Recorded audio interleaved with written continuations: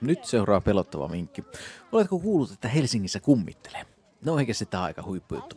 Tapanilassa on ilmainen, ainutlaatuinen ja pelottava Halloween katu. Ja nyt lähdetään sinne. Tapanilassa sijaitsevan terveystien asukit ovat jo monta vuotta panostaneet kurpitsejuhlaa ja luurangot ja haamut ovat vallanneet terveystien päästä päähän. Joka puolella katua voi pongalla mitä mielikuvituksellisia kummituksia ja kaameita ornamentteja. Savupiljojen läpi onkin hauska pongalla pieniä yksityiskohtia ja laajojakin hirvityksiä. Tälle tapahtumalle on pakko nostaa pääkalloa, sillä kyläyhteisö on panostanut tähän huimasti.